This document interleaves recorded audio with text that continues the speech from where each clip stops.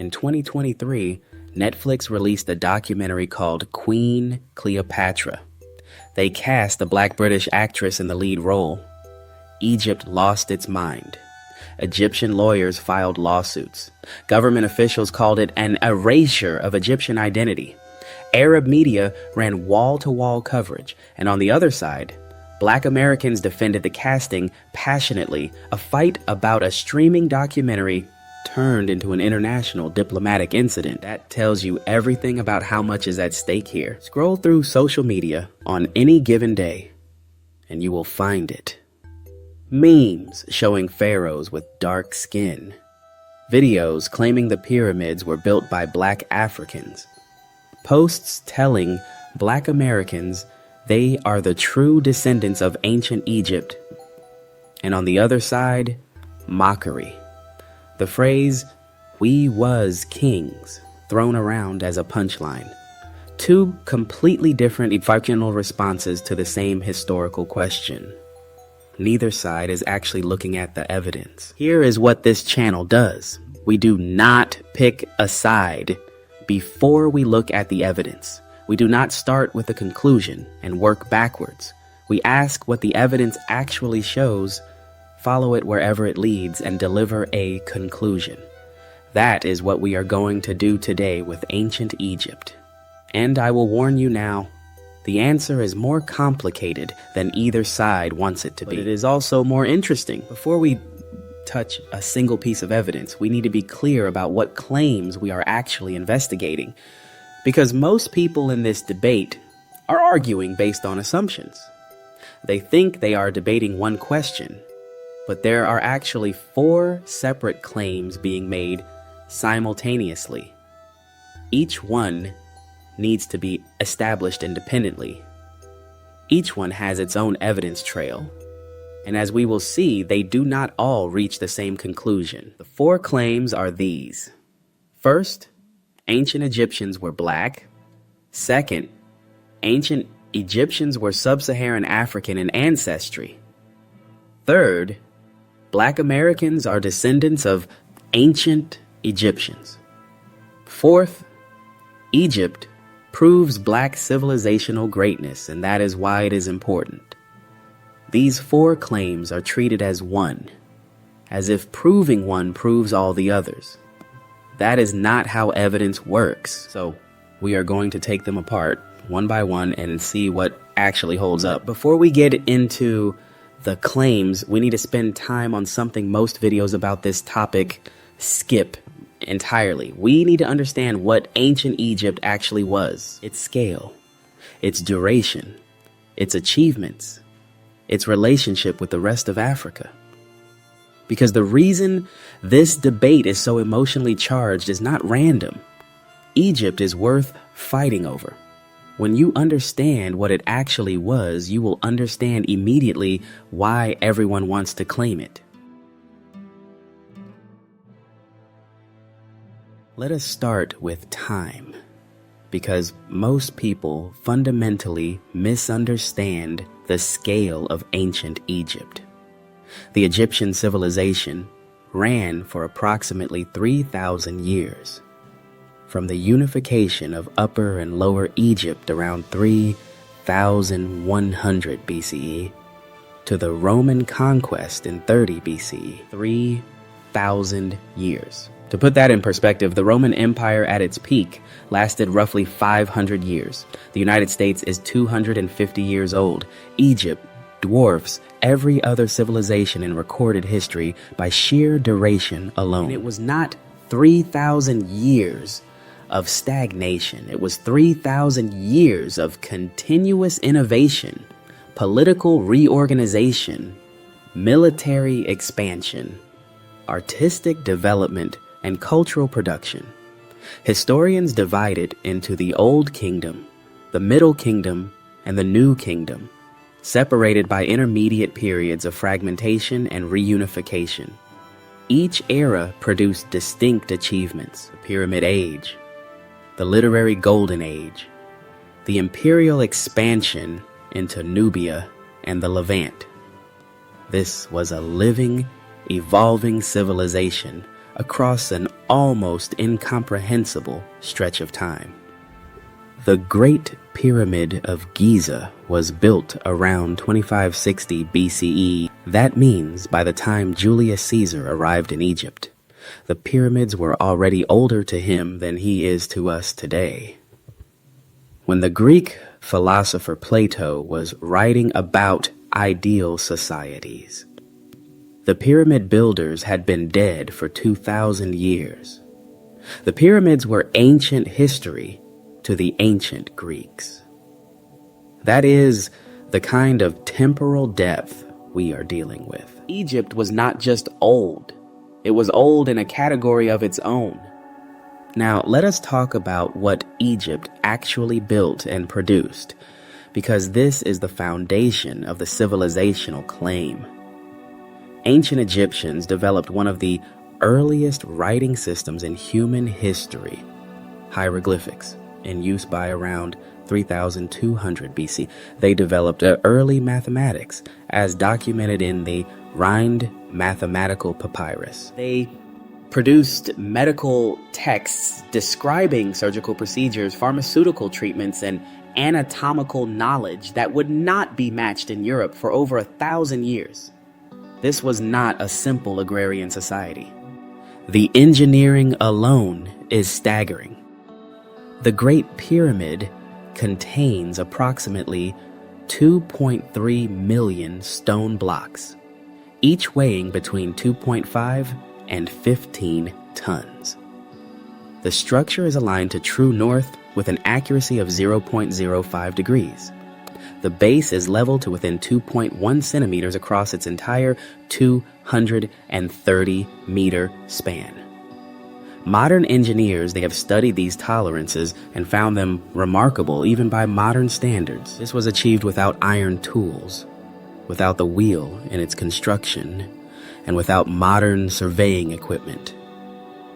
In 2560 BC, Egypt also had one of the earliest systems of centralized state administration in human history, a bureaucracy, tax collection, grain storage and redistribution, a professional military, a legal system, a diplomatic correspondence network that stretched across the Near East, documented in the Amarna letters from around 1350 BC. These letters show Egyptian pharaohs exchanging messages with kings in Babylon, Assyria, Mitanni, and the Hittite Empire. Egypt was not isolated.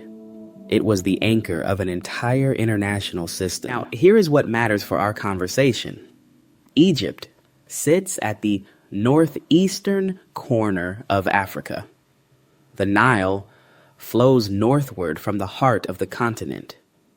Egypt's southern border touched Nubia, the civilization the Egyptians called Kush, located in what is today northern Sudan. These two civilizations were in continuous contact for the entire 3,000-year span of Egyptian history. Trade, war, intermarriage, cultural exchange, religious influence flowing in both directions. Egypt and Nubia were neighbors in the deepest sense of the word. That relationship with Nubia is critical, and we will return to it in detail. But the broader point is this. Egypt was an African civilization. It sat on African soil. It drew people, goods, and ideas from across the African continent. At the same time, it drew people, goods, and ideas from the Near East, the Mediterranean, and the Aegean.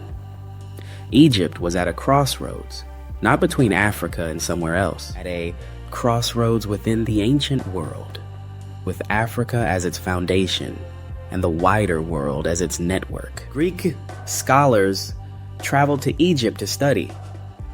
Thales, Pythagoras, and Plato are all reported to have spent time learning from Egyptian priests. The influence of Egyptian religious thought on early Judaism and Christianity is documented by scholars The parallels between Egyptian funerary texts and later religious literature, the monotheistic experiment of Pharaoh Akhenaten centuries before the Abrahamic traditions formalized. When people say Egypt was the foundation of Western civilization, they are not entirely wrong. The influence is real and documented. So now you understand why everyone fights over Egypt. It is the longest running civilization in recorded history. It produced engineering that still astonishes modern experts. It developed writing, mathematics, medicine, and statecraft millennia before Europe. It sat on African soil and was in deep exchange with the rest of Africa.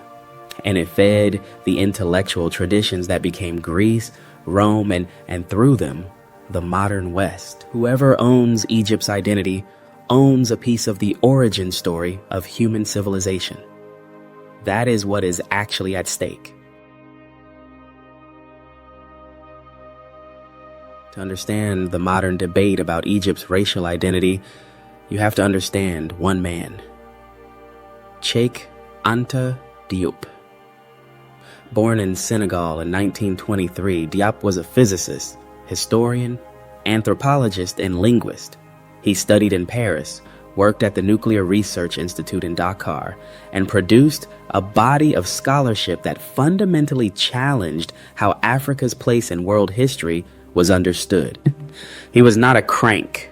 He was not a conspiracy theorist. He was a serious trained academic with serious arguments. Diop's central thesis, developed across multiple books beginning in the 50s, was this: ancient Egypt was a black African civilization. Its founders came from sub-Saharan Africa, specifically from the Nile Valley populations that were ancestrally connected to the rest of the continent. Egypt did not emerge from the Near East or the Mediterranean.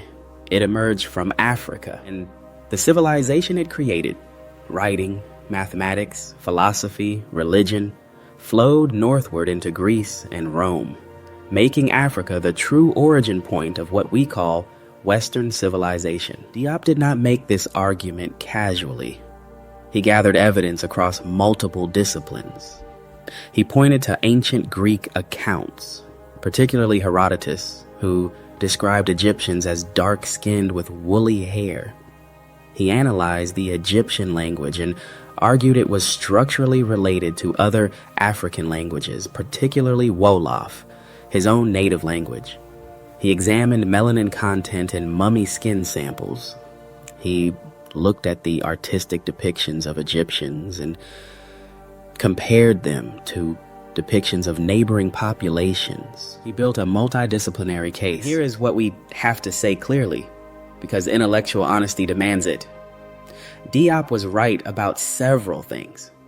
He was right that European scholars had systematically distorted Egypt's African identity. 19th century European Egyptologists went to extraordinary lengths to classify ancient Egyptians as Caucasian, because acknowledging a great African civilization contradicted the racial hierarchy that justified colonialism. That bias was real.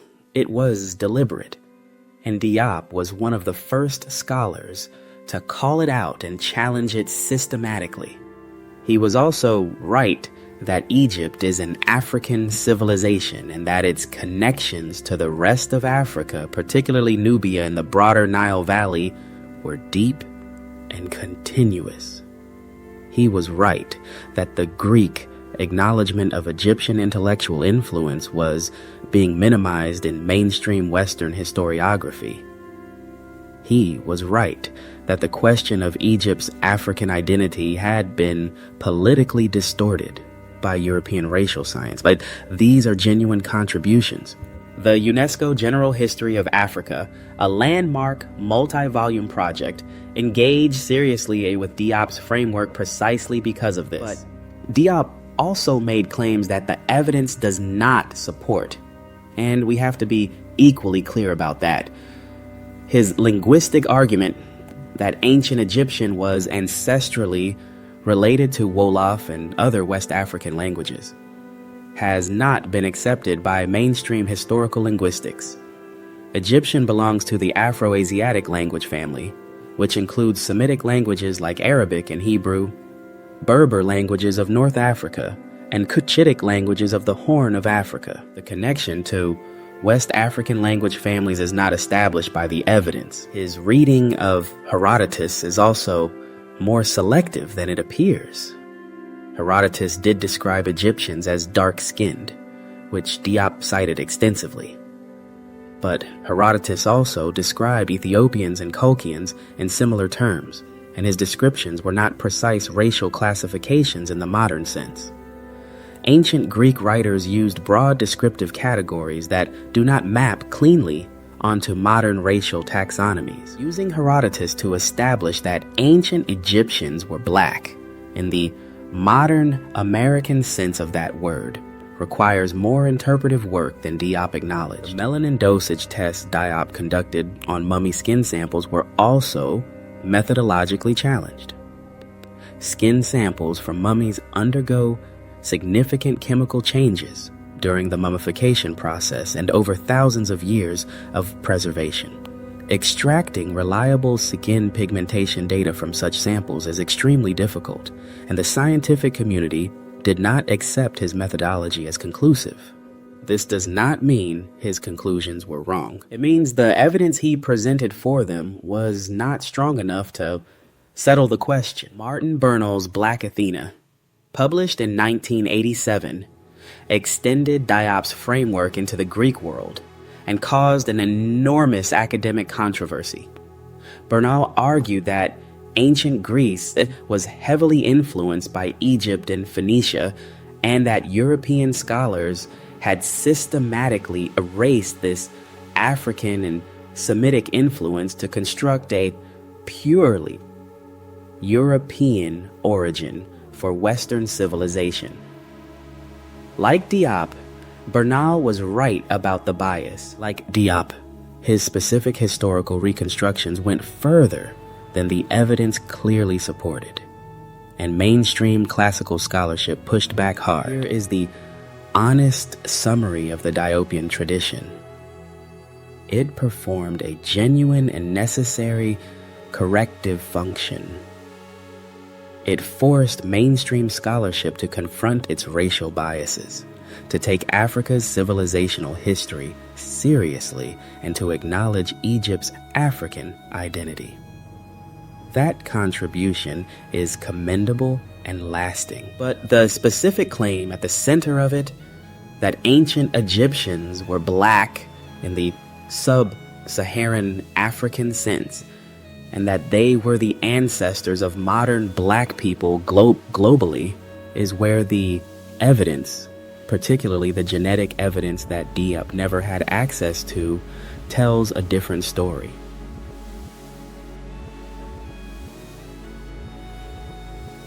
In 2017, a team of researchers from the Max Planck Institute for the Science of Human History published a study in Nature Communications.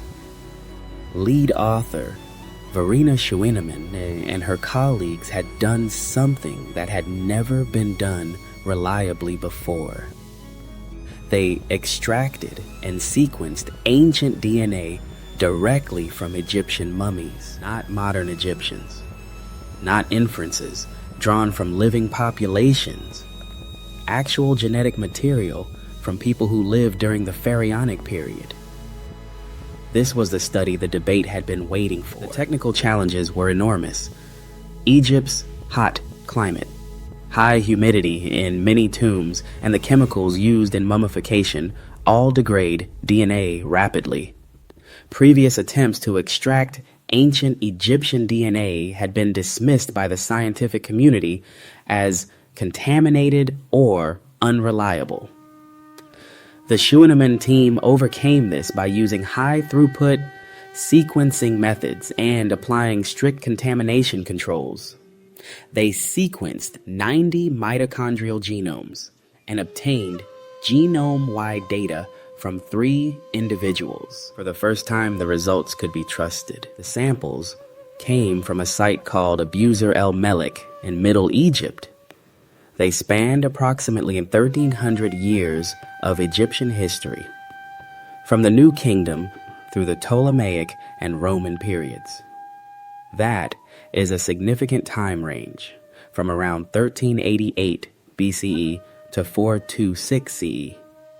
Crucially, this covers the height of pharaonic civilization, the period of Greek rule under the Ptolemies, and the Roman period. Across all three time periods, the genetic profile of the population remained remarkably consistent.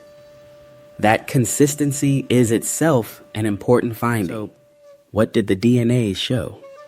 Ancient Egyptians were most closely related to Neolithic and Bronze Age populations from the Levant, modern-day Lebanon, Israel, Palestine, Jordan, as well as Neolithic Anatolian and early European populations. They clustered genetically with Near Eastern populations, not with Sub-Saharan African populations.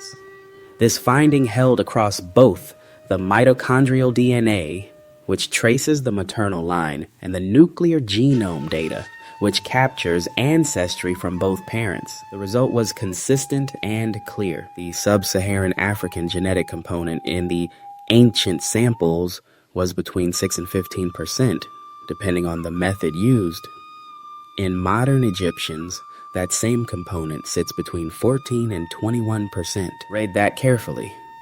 Modern Egyptians are actually more Sub-Saharan African in ancestry than the ancient Egyptians who built the pyramids. The Sub-Saharan African genetic signal in Egypt increased after the Pharaonic period, not during it. The population that built Pharaonic civilization was less African in the Sub-Saharan sense than modern Egyptians are today. The study also identified when that increase in Sub-Saharan African ancestry likely occurred. The data pointed to admixture happening approximately 700 years ago, consistent with the expansion of trans-Saharan trade networks and the Islamic period. Between 6 and 7 million Sub-Saharan Africans were moved into North Africa through the trans-Saharan slave trade over roughly 1,250 years. That movement of people left a genetic signature. It is visible in the DNA, and it happened long after the last pharaoh had died. Now, in July 2025, a new study published in Nature pushed the evidence even further back.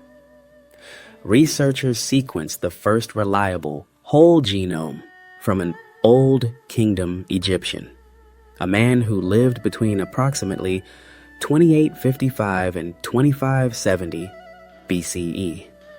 That places him in the pyramid building era, among the people who raised the Great Pyramid at Giza. His genetic profile showed predominantly North African Neolithic ancestry, with approximately 20% from the Eastern Fertile Crescent, including Mesopotamia.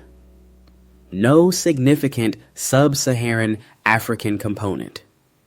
The result aligned precisely with the 2017 findings. There is a caveat. We need to state clearly and honestly, because this channel does not selectively present evidence. Both studies drew samples from Middle Egypt. We do not yet have reliable genomic data from Upper Egypt and Nubia across the full pharaonic period. It is possible that populations in the south had a higher Sub-Saharan African genetic component. That is a genuine gap in the current evidence. The conclusions we are drawing apply to the mainstream pharaonic population as currently sampled. More data from the south could add nuance. But here is what that caveat does not do. It does not overturn the finding. It does not mean ancient Egyptians were Sub-Saharan African until proven otherwise. In science, the burden of proof sits with the claim being made. The claim is that ancient Egyptians were sub-Saharan African in ancestry. The current genetic evidence does not support that claim.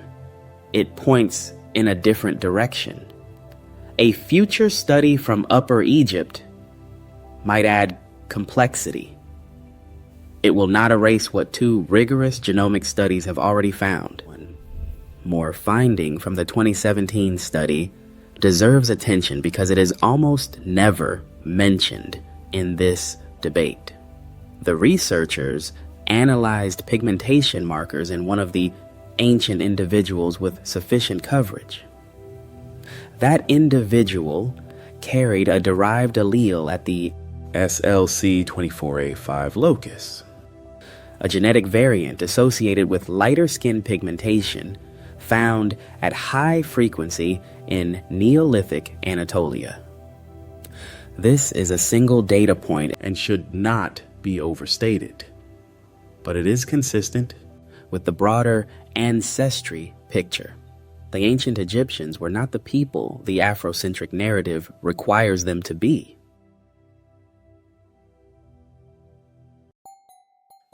Here is something important. Everything we have covered so far about the genetic evidence, the ancestry profiles, the Near Eastern clustering, none of it means there were no black African rulers of ancient Egypt. There were. This is not a consolation prize thrown to the Afrocentric tradition to soften a difficult conclusion. It is a documented, significant, historically important chapter of Egyptian history that deserves to be told properly. And it is almost always badly told by both sides of this debate. The 25th Dynasty of Egypt, ruling from approximately 744 to 656 BCE, was a line of pharaohs who originated in the kingdom of Kush, located in what is today northern Sudan. They are known in modern scholarship as the Nubian dynasty. National Geographic famously called them the Black Pharaohs. They conquered and unified Egypt at a time when the country had fragmented under weak Libyan rulers. They ruled the largest Egyptian empire since the New Kingdom. This happened. It is not disputed. It is in every serious Egyptology textbook. The dynasty began with a king named Paiaie. Around 744 BCE, Paiaie led a military campaign northward from Nubia into Egypt, defeating a coalition of local rulers and claiming the double crown of Upper and Lower Egypt. He recorded his victory on a large stone stele, the Stele of Victory, written in hieroglyphics, announcing himself as Pharaoh of all Egypt and son of Re. Pi was not presenting himself as a foreign conqueror. He was presenting himself as the restorer of authentic Egyptian tradition.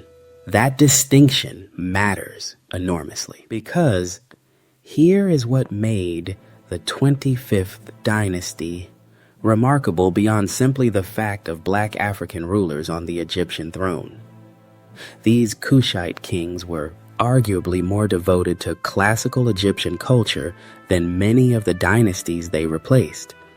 They revived ancient religious traditions that had fallen into neglect. They restored temples, they reinvigorated the cult of Amun, they built pyramids, reintroducing a burial tradition that had not been practiced in Egypt for centuries. They were not imposing a foreign culture. They were restoring Egypt to itself. The dynasty produced several significant rulers after Piye. His successor, Shabaka, consolidated control over all of Egypt and moved the capital to Memphis. Taharqa, who ruled from 690 to 664 BCE, is considered the greatest of the Kushite pharaohs. He conducted ambitious building projects across Egypt and Nubia, expanded trade networks, and even intervened militarily in the Near East, attempting to support a rebellion against the Assyrian Empire. Taharqa's face appears on monuments across Egypt and Sudan. He was a major figure by any historical measure. The end of the 25th Dynasty came from Assyria. The Neo-Assyrian Empire, then the dominant military power in the Near East, invaded Egypt twice. First under Esarhaddon in 671 BCE, and then decisively under Ashurbanipal around 664 BCE. The Kushite pharaohs were driven back into Nubia. The Assyrians installed a puppet dynasty, the 26th, and Egypt passed out of Kushite control. The dynasty had lasted roughly 90 years. In the context of Egyptian history, that is a relatively short period. In the context of world history, it is a significant one. Now here is the analytical point that gets consistently missed in this debate. The existence of the 25th dynasty does not prove that ancient Egypt was a black civilization across its 3,000-year history. What it proves is something different and equally important. It proves that black African rulers, Kushite kings from what is today Sudan, were capable of conquering, administering, and culturally revitalizing one of the greatest civilizations in human history. That is not a small thing. That is an extraordinary thing. But it is a different thing from the claim being made. There is also a subtler point worth making about the relationship between Egypt and Nubia across the full span of pharaonic history. For most of that history, the dynamic ran in the opposite direction. Egypt dominated Nubia, not the other way around. Egypt colonized parts of Nubia during the New Kingdom, built temples there, extracted gold and other resources, and imposed Egyptian administrative structures. The relationship was not one of equals. The 25th Dynasty represents Nubia's moment of reversal, a conquered people eventually rising to rule their former colonizer. That arc is historically remarkable. The scholarly criticism of the Black Pharaohs label is also worth noting, not to diminish the dynasty, but to understand what the criticism is actually saying. Some Egyptologists argue that singling out the 25th Dynasty as the Black Pharaohs implies that other dynasties were not black, which misrepresents the genetic and ethnic complexity of Egyptian history across all periods. Upper Egypt and Nubia were always closely connected. Darker-skinned populations appeared throughout Egyptian history at all levels of society. The Kushite dynasty was distinctive politically, not necessarily in skin tone relative to all prior Egyptians. Here is the conclusion on the Black Pharaohs. They were real. They were significant. The 25th dynasty represents one of the most extraordinary political and cultural achievements in African history. A Nubian kingdom that conquered Egypt, ruled it for nearly a century, and left a lasting architectural and religious legacy across both countries. The Afrocentric tradition had anchored itself to this documented history rather than the broader, unsupported claim about all of ancient Egypt.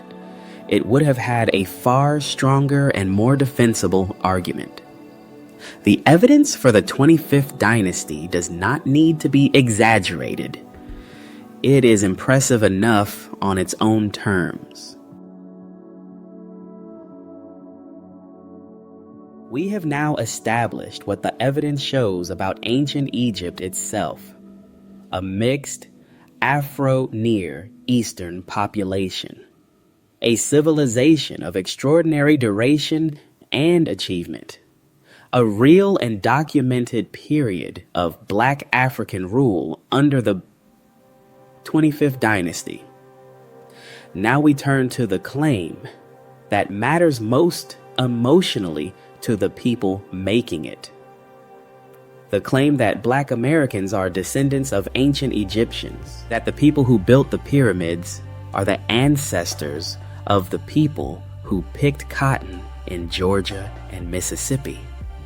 Let us follow that chain carefully. The claim requires several steps to work. Step 1. Ancient Egyptians were sub-Saharan Black African in ancestry. We have covered this. The genetic evidence does not support it.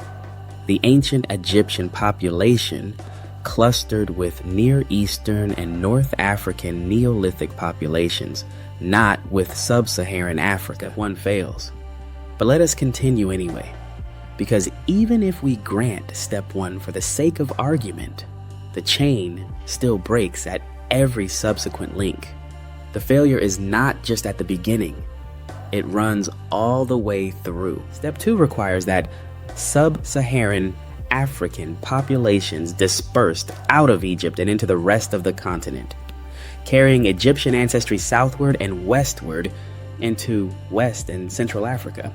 There is no documented mechanism for this, no migration pattern, no archaeological trail, no genetic signal in West African populations pointing back to ancient Egypt. The Nile flows north. Trade and migration in the ancient world moved along the Nile corridor between Egypt and Nubia, not from Egypt outward into the West African interior where the ancestors of most enslaved Africans actually lived. Step 3 requires that the specific populations captured and sold into the transatlantic slave trade were descended from this hypothetical Egyptian diaspora. This is where the claim collides most directly with documented history. We know where enslaved Africans came from. Records exist. The shipping manifests, the port records, the slave trade databases compiled by historians over decades. The overwhelming majority of enslaved Africans transported to the Americas came from West and Central Africa, Senegambia, the Gold Coast, the Bight of Benin, the Bight of Biafra, Congo, Angola. These were not Egyptian populations. They were Wolof, Mandinka, Akan, Fon, Yoruba, Igbo, Bakongo, and dozens of other distinct ethnic groups with their own deep histories, their own kingdoms, their own languages, their own religious traditions, their own civilizational achievements that had nothing to do with Egypt. The Yoruba city-states, the Akan gold trade, the Kingdom of Dahomey, the Congolese Empire. These were sophisticated, powerful, historically documented civilizations. Reaching past them to claim Egypt is not recovering history. It is skipping history. Step 4. The conclusion, is that Black Americans, therefore, carry ancient Egyptian ancestry. But a conclusion built on 3 broken steps is not a conclusion. It is a wish. And the genetic evidence now available to living people makes this testable in a way it never was before. When Black Americans take ancestry DNA tests, the results consistently point to West and Central African ethnic groups: Akan, Yoruba, Igbo, Mandinka, Fon, not to North African or Near Eastern populations. The DNA does not lie, and it does not point to Egypt. It is worth asking why this claim exists at all, because it did not emerge from nowhere. The severing of genealogical continuity through the transatlantic slave trade was deliberate and systematic. Enslaved Africans were stripped of their names, their languages, their ethnic identities, their family structures. The specific horror of American slavery was not just the labor extraction. It was the destruction of identity. A people who cannot name their grandparents, cannot identify their ethnic group, cannot locate themselves on a map of Africa.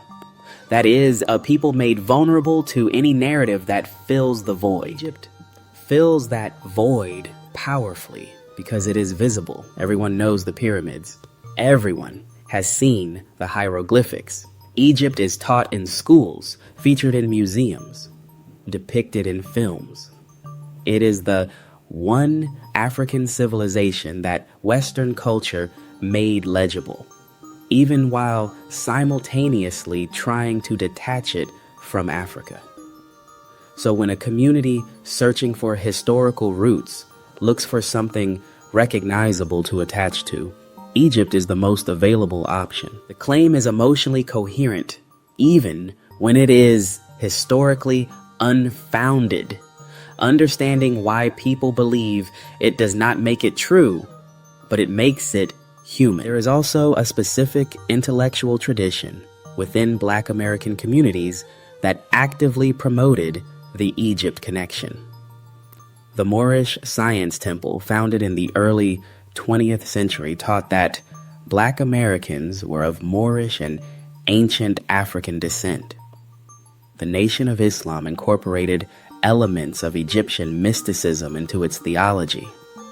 Street-level 5%ers taught that Black people were the original builders of civilization, with Egypt as the central proof. These traditions gave Egypt claim institutional infrastructure, passing it through generations as received wisdom rather than historical argument. The verdict on the lineage claim is unambiguous. There is no credible evidence connecting Black Americans to ancient Egypt through any documented historical or genetic mechanism. The claim fails at every step of its logical chain. The populations from which enslaved Africans descended had their own extraordinary histories that require no Egyptian connection to be significant. And the genetic tools now exist to tell diaspora Africans exactly where their ancestors came from. Not approximately, not mythologically, but specifically. The answer those tools consistently return is West and Central Africa, not the Nile Delta. Let us be direct about something. The obsession with Egypt in Black American identity discourse is at its core a symptom of a wound. The wound of not knowing your ethnic group, not knowing your language, not knowing which part of a vast and extraordinarily diverse continent your great-great-grandparents called home. That wound is real, and it was deliberately inflicted. But the cure for not knowing your actual history is not to borrow someone else's. The cure is to find your actual history, and that history is there, waiting. Africa is the second largest continent on Earth.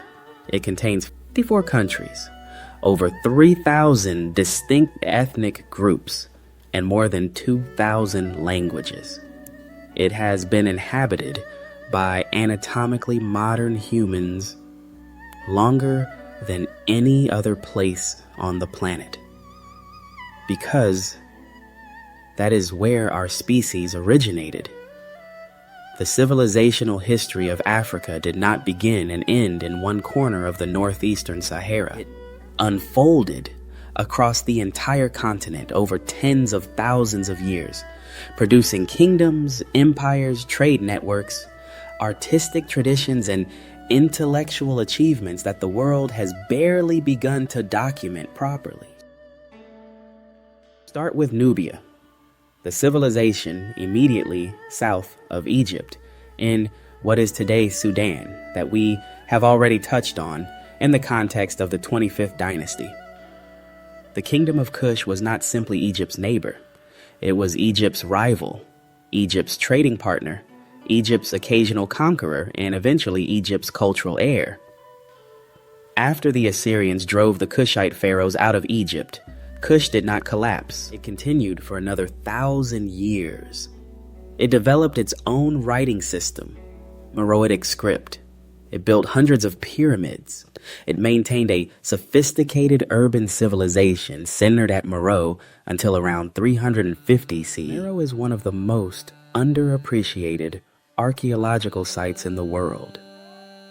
Sitting in the desert of modern Sudan, it contains more pyramids than all of Egypt combined, over 200 of them, steeper and narrower than their Egyptian counterparts, built across several centuries by Kushite rulers who had absorbed and transformed Egyptian architectural tradition into something distinctly their own. The civilization flourished for over 1,000 years, produced literate rulers, managed long-distance trade networks stretching from sub-Saharan Africa to the Mediterranean, and left a monumental legacy that most people have never heard of. Move west across the Sahara, forward in time to the Mali Empire.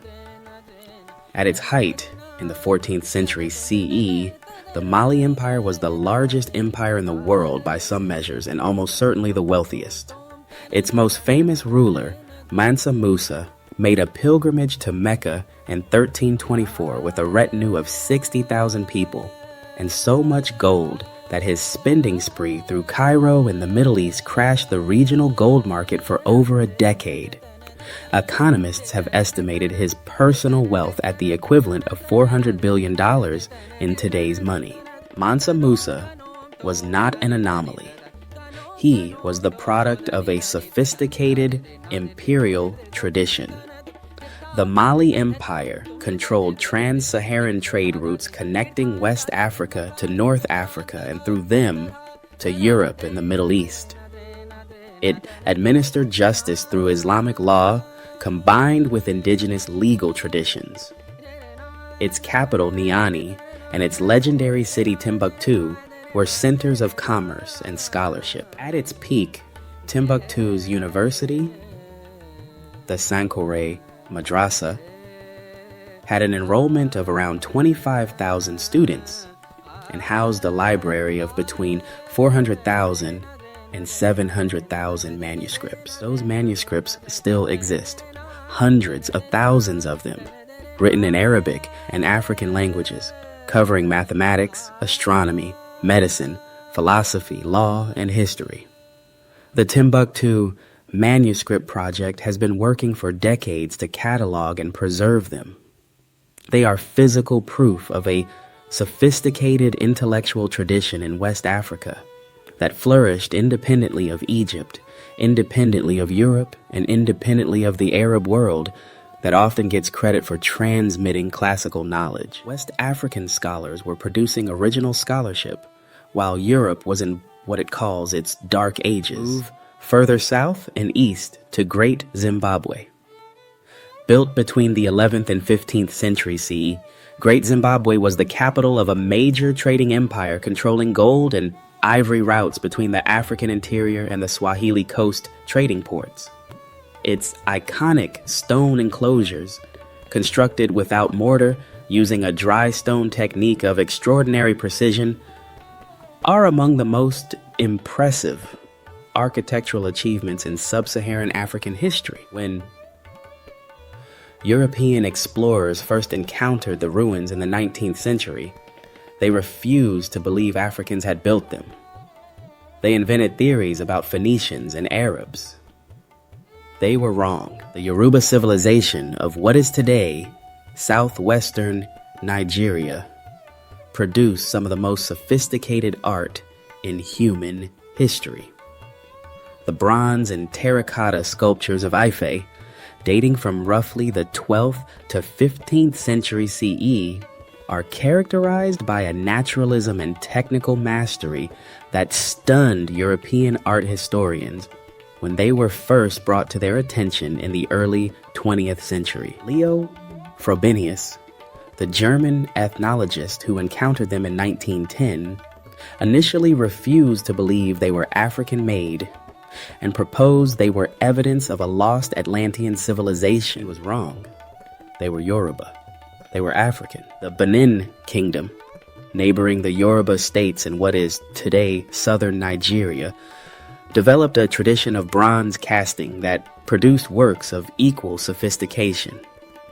The Benin bronzes, over 3,000 plaques and sculptures, documented the history, court life, and military achievements of the Benin kings in extraordinary detail.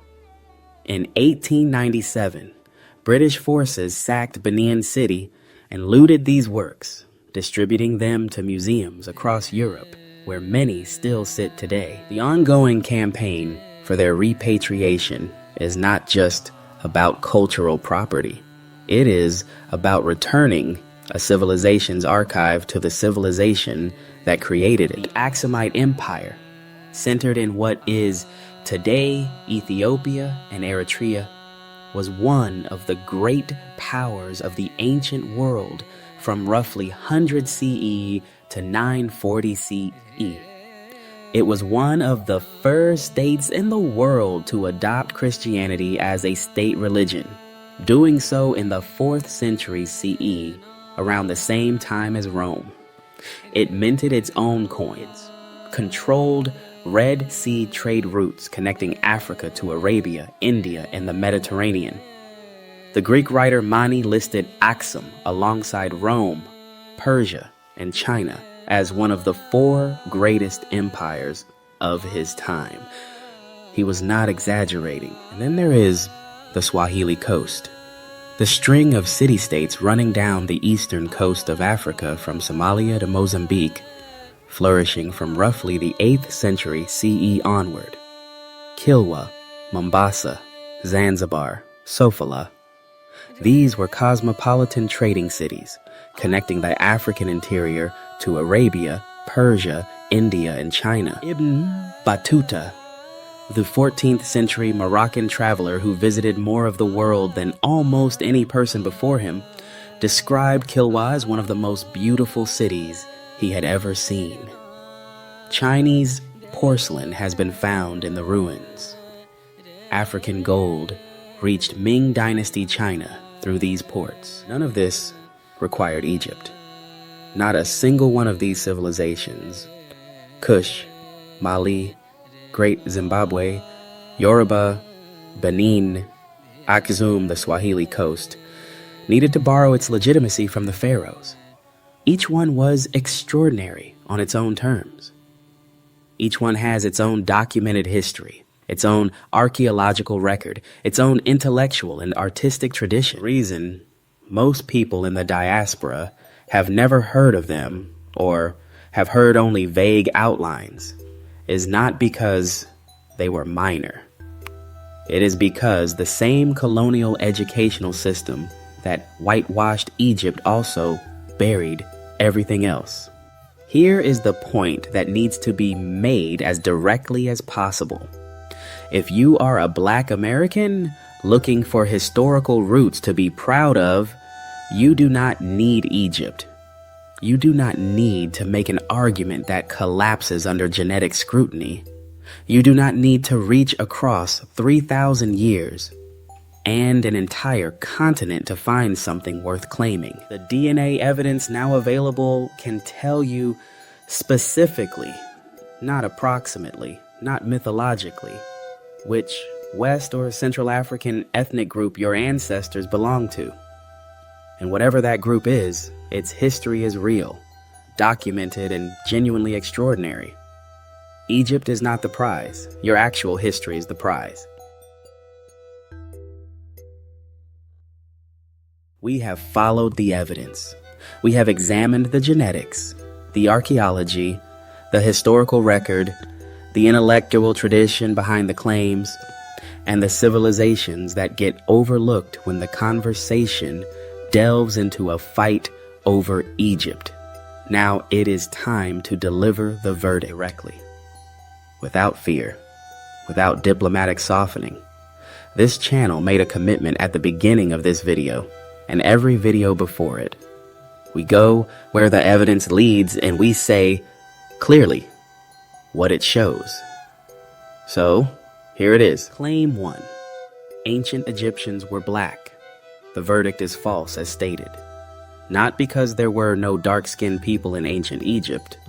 There were. across all periods and at all levels of society. But because black is a modern American racial category that did not exist in ancient Egypt, applying it to a 3,000-year-old civilization is a category error. Ancient Egyptians did not identify as black. They identified as Egyptian, Nubian, Libyan, or by their regional and ethnic affiliations. The claim retrofits a modern concept onto people who never used it. Claim 2. Ancient Egyptians were sub-Saharan African in ancestry. The verdict is not supported by current evidence. 2. Peer-reviewed genomic studies. The Schweinemann 2017 study in Nature Communications and the 2025 Old Kingdom Genome published in Nature show that ancient Egyptians clustered genetically with Neolithic, Levantine, and North African populations, not with Sub-Saharan Africa. Sub-Saharan African genetic component in Egypt increased after the Pharaonic period, driven by trans-Saharan trade and the Islamic expansion. The pyramid builders were not Sub-Saharan African in their primary ancestry. There is one honest caveat attached to Claim 2, and we stated it earlier and we state it again here. The genomic sampling so far has come primarily from Middle Egypt. We do not yet have sufficient genomic data from Upper Egypt and Nubia across the full Pharaonic period. Populations in the south may show a higher sub-Saharan African component. That gap is real, and future research may add nuance, but the burden of proof sits with the claim being made, not with the evidence that does not yet exist. Current evidence does not support the claim. Claim 3. Black Americans are descendants of ancient Egyptians. The verdict is false. There is no credible genetic, historical, or geographic mechanism connecting Black Americans to ancient Egypt. The enslaved Africans brought to the Americas came overwhelmingly from West and Central Africa. Populations with no documented ancestral connection to ancient Egypt. The logical chain required to make this claim work breaks at every angle link. Black Americans take DNA ancestry tests. The results point consistently to West and Central African ethnic groups, not to North Africa, not to the Nile Delta. Now, the fourth claim.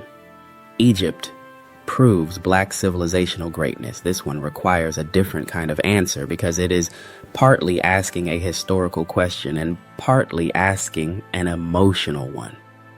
On the historical question, Egypt was an African civilization of extraordinary achievement. That is true and uncontested.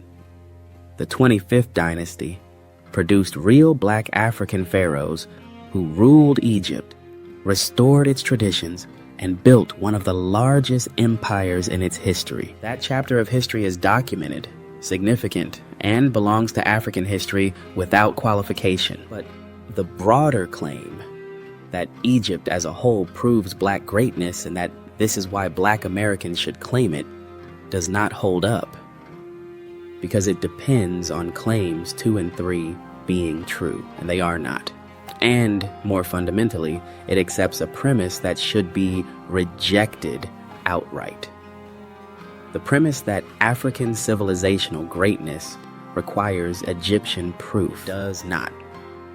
Kush lasted longer than Egypt's dynastic period. Mali was the wealthiest empire on earth. The Yoruba produced art that stunned the world. None of that needed Egypt's permission to be extraordinary. There is something else worth saying here directly.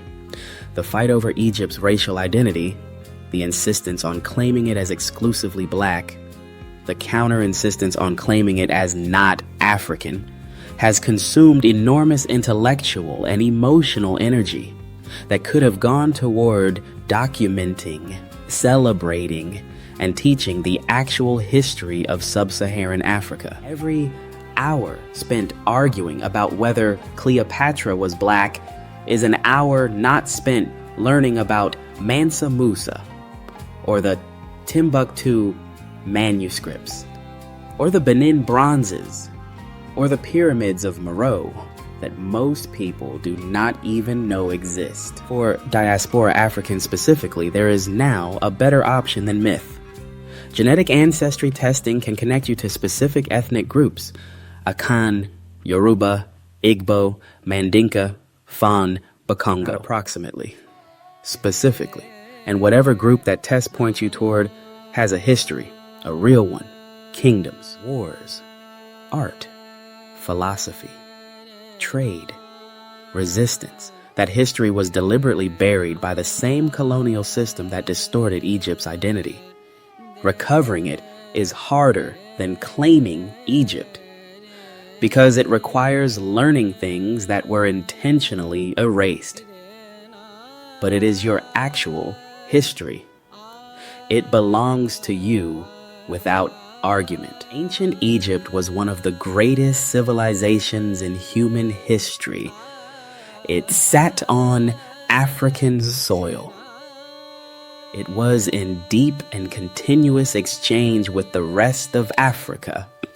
It produced architecture, writing, mathematics, and statecraft that influenced every civilization that came after it. It was ruled for nearly a century by Black African kings from Nubia who were among the most culturally devoted pharaohs in its entire history. All of that is true. All of that matters. And none of it requires a single false claim to be extraordinary. The evidence is enough. The truth is enough. It always was.